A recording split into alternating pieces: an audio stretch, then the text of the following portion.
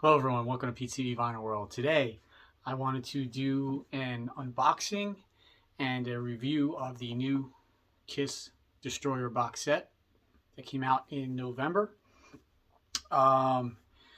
They had put out a couple different versions of this. So this is the Deluxe version, which comes with the original album remastered, 2 discs of demos and alternate mixes, single releases, a 4th disc of a live concert in Paris, France, and also a Blu-ray audio disc, which has actually several different surround sound mixes, including an Atmos, DTS, and a PCM stereo mix. So there's like, I believe, 3 or 4 different choices on that Blu-ray audio disc. So a lot of people have been complaining that they ordered this directly from Kiss Online and it didn't ship out on November 19th. It was delayed.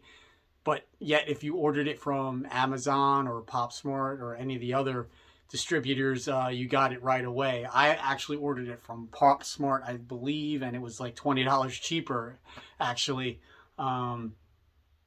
So, yeah, people are complaining about that. But they came out with this deluxe edition. They came out with a just a release of the remastered LP and also a double LP version, which has the second LP has sort of a best of the demos and alternate mixes, singles. And of course, they release a 2 CD version of that. A lot of people are complaining that they didn't put this entire thing on vinyl. I'm not really complaining about that because all of the demos, outtakes, they're not really good sound quality to begin with. So what do you really need that on vinyl? It is disappointing that they, at least in the deluxe edition, didn't include just the LP of the regular album because they sort of put it in the album size box like they used to in the 80s. And those box sets came out, they put out the cassettes and CD box sets in LP size boxes. So definitely could fit it in there. And for the price, they probably should have, because the amount of music you get is not, I don't want to say lacking, but you're really getting this box for all the goodies inside, which I'll show in a second. So I noticed a lot of people, they just ripped the shrink right off. I was able to cut around the outside of the box, so I was able to keep the shrink on the outside of the box like that. So when you open the box, the first thing you get is this huge color book and a lot of interesting photographs, things not really you've seen before, and there's commentary from different people involved with Destroyer, not only the band members, but the engineer, Corky Stasiak, Bob Ezrin himself, Bill Aucoin. So I mentioned that Bill Aucoin, he's passed away a while ago. A lot of these quotes and stuff are older. You would have thought they would have gotten new thoughts and ideas about the album, you know, in a more recent time, which that part of it is kind of not disappointing, but there's nothing really that comes out in this commentary that really you haven't heard before. If you have like the Behind the Mask book, which came out right after the reunion, which basically there's a section in there that goes track by track for every album they have comments on, and so there's not much in here that was not revealed previously. The one thing I do have to say that I didn't know before, Corky Stasiak, the engineer, Stasiak, I'm sorry, he mentioned that they had spent a lot of money on guitar stands because the guys were just throwing their guitars all around and everything while they were recording. And one day he had something like a set of headphones or something that was wrapped around the headstock of Paul's Firebird, which is on the cover of Kiss Alive. And that knocked over the guitar and destroyed it to the point where they couldn't get it repaired. So if anyone's ever wondering what happened to that guitar that was on the cover of Kiss Alive, it was destroyed. I guess he recorded Destroyer with that guitar, or maybe his Flying V also. It's kind of funny how Paul had that custom Flying V for the first album, and during Hotter Than Hell, it was stolen, so he doesn't have the luck with guitars early on. Take a look at some of the other photos here. They have some album covers from different countries. You notice Germany has the alternate logo, including the Resurrected cover. It has the famous Spirit of 76 poster shots.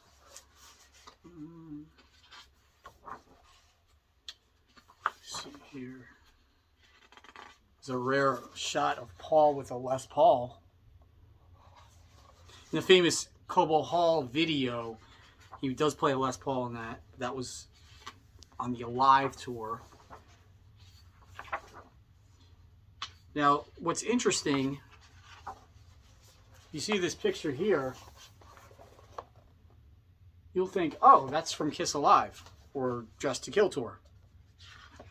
When they first went on tour for this in Europe, they were still wearing their Alive outfits because I guess their costumes were not ready yet. So that's kind of an odd thing that there's no way that would happen later on in their career, but a lot of people don't know that when they first toured Europe for this album, they were still wearing their Alive outfits. And let's see what else we got in here.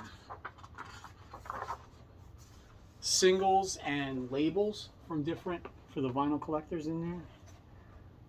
You notice in the US, Kiss never had cool picture sleeves. We just had the generic Casablanca sleeve, so it's always cool to collect the overseas singles. A lot of people don't remember, too, that actually Flaming Youth was the first single from this album, I believe, in America. And didn't really go anywhere. So it's kind of a little tidbit there. Has stuff about the stage show.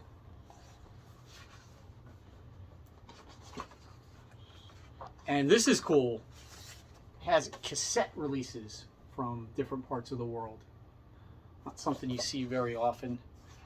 There's a whole community of Kiss cassette collectors from all over the world. So you got cool promotional ads, live shots in here.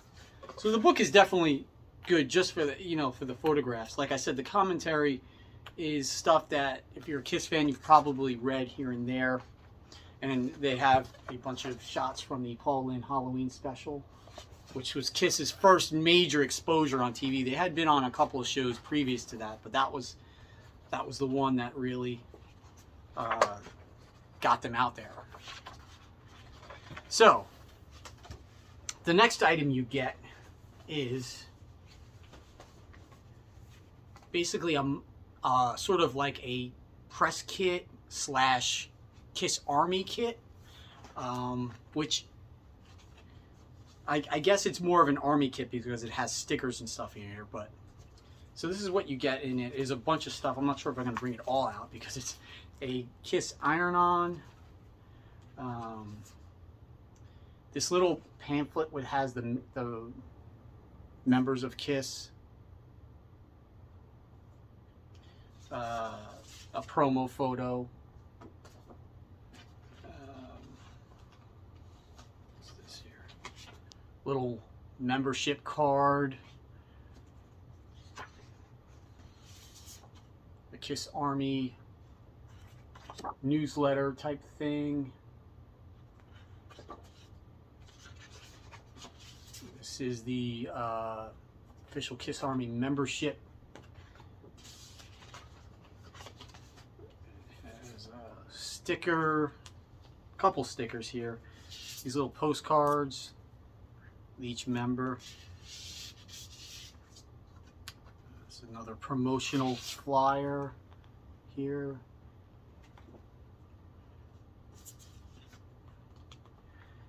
And just some more glossy pictures,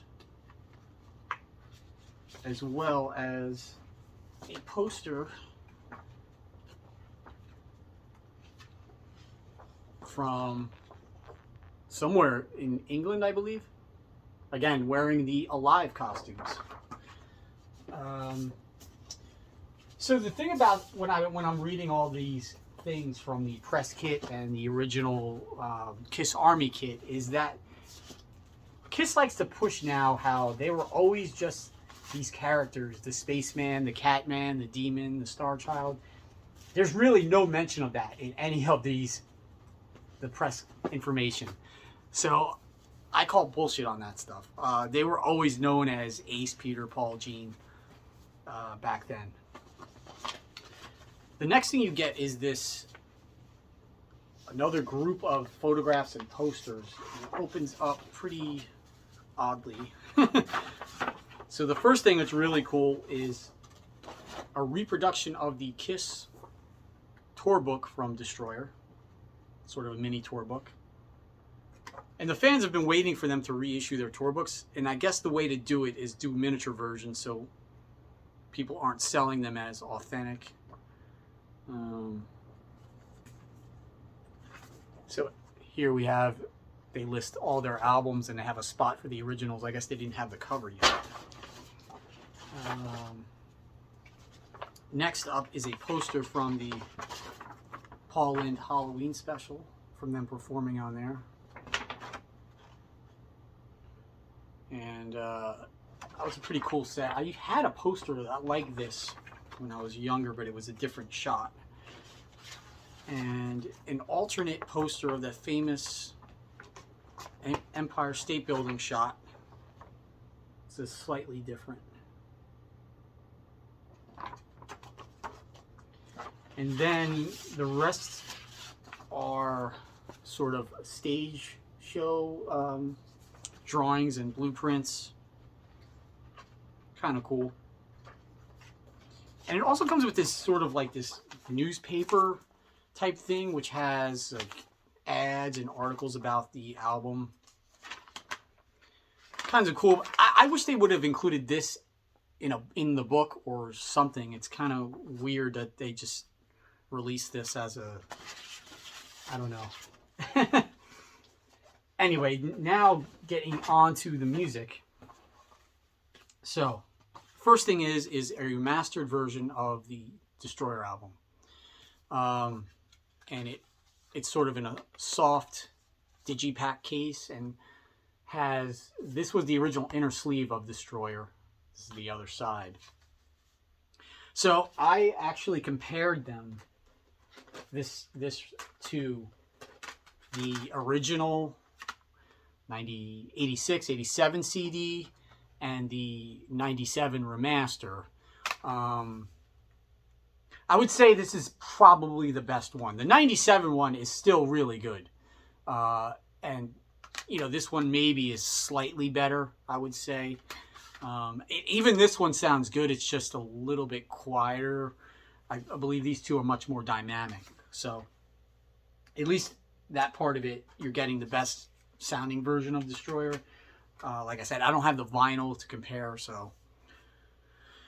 The next up is the Destroyer demos and B-sides. And this is, to me, was the real selling point of this. When I first saw it, I thought, you know what?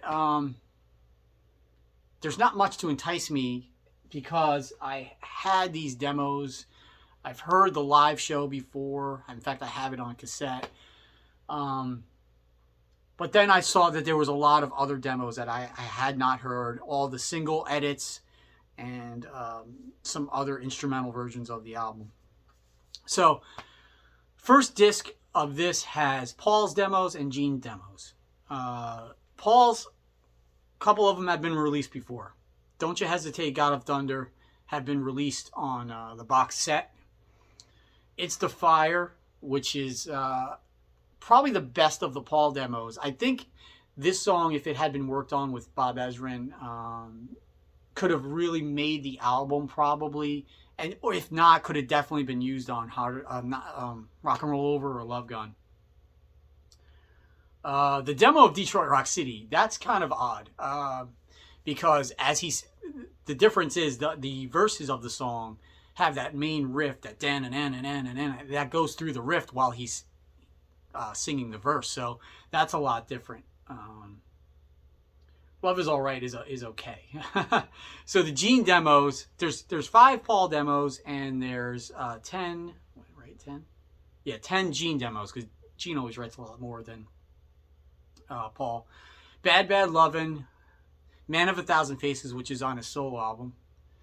I Don't Want No Romance. Burning Up with Fever, which was on his solo album.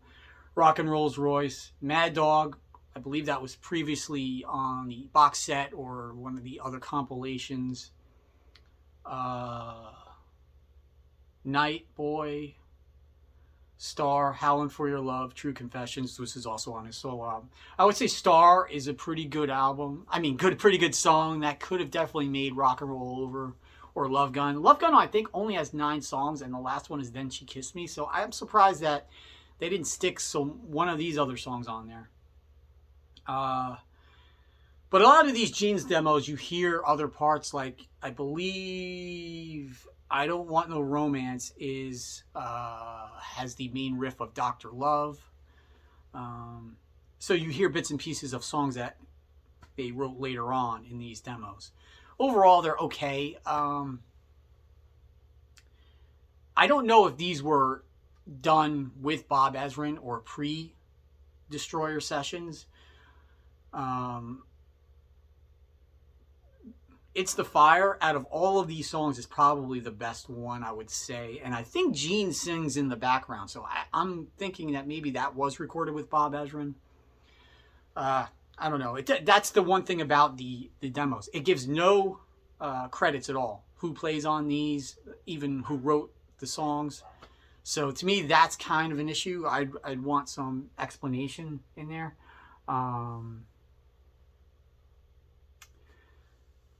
The next disc is all Destroyer outtakes. So track 1, Beth acoustic mix. So this is a mix of the song with the acoustic guitar all the way through the song.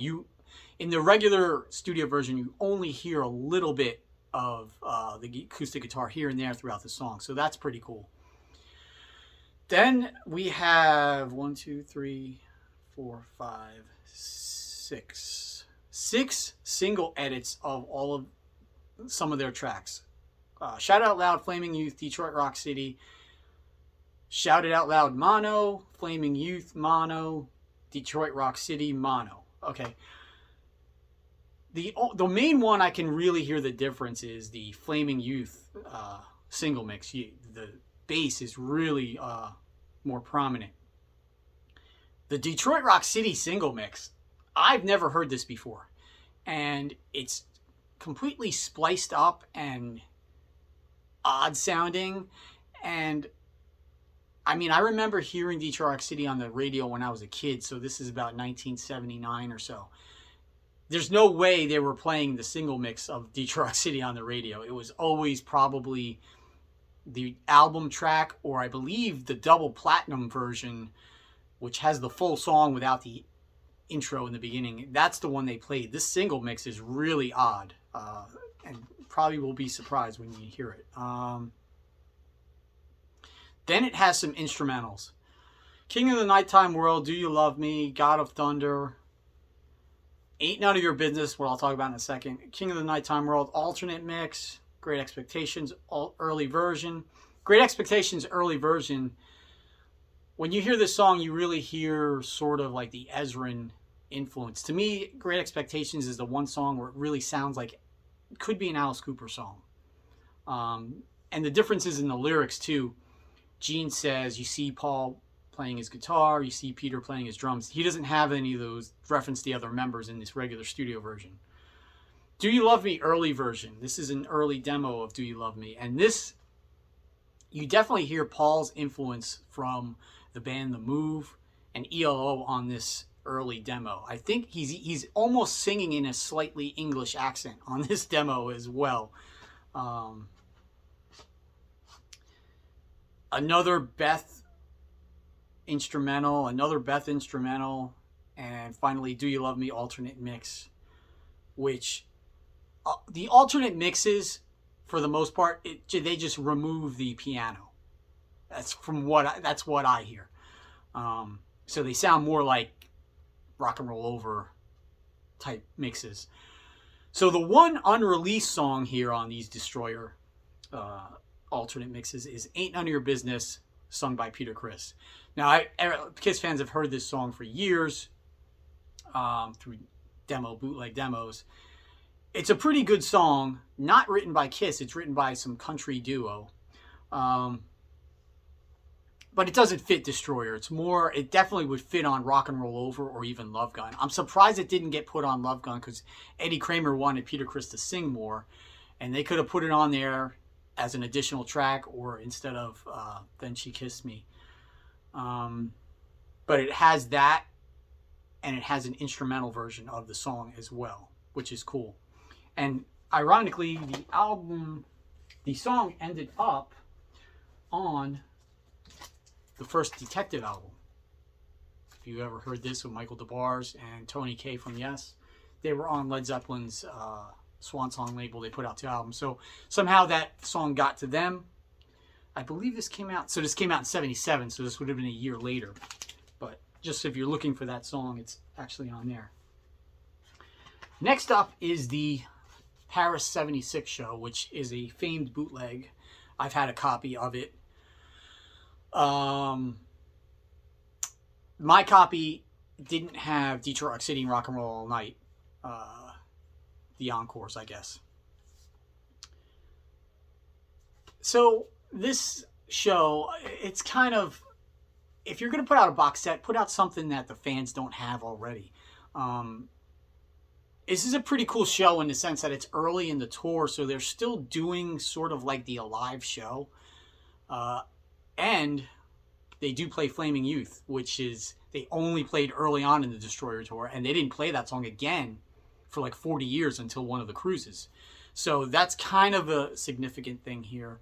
But I don't think people realize that Kiss did not play long shows back then in the 70s, even when they were headlining. They were only playing between an hour and 15 minutes and an hour and a half. So it's still sort of a short show. Really, the only songs they're playing from Destroyer are Flaming Youth, Shout It Out Loud, and Detroit Rock City. I'm not sure if this is before the album came out. It seems like everybody knew Detroit Rock City when they play it. People used to say that this show, there was something wrong with the tape where they open with the Deuce and it's sort of sped up. I don't hear that here, so maybe they corrected that, or maybe they're just playing fast. The cool thing about this show is Rock and Roll All Night. This is about the closest live version I've ever heard for it sounding like the studio version on Dress to Kill. Usually, even on Kiss Alive, Rock and Roll All Night is a tad bit slower and it has the guitar solo. On Dress to Kill, it's sort of a fast-paced song, and they play it pretty close to the Dress to Kill version on here, so I think that's kind of unique. And then finally, you get the Blu-ray audio.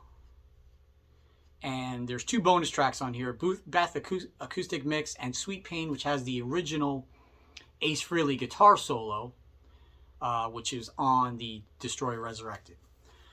So what do we have here? It has, I believe, like I mentioned, 4 or 5 different mixes. I don't have a full Blu-ray setup. I prefer, actually, most movies, I just like watching years ago, I used to have a 5.1 system.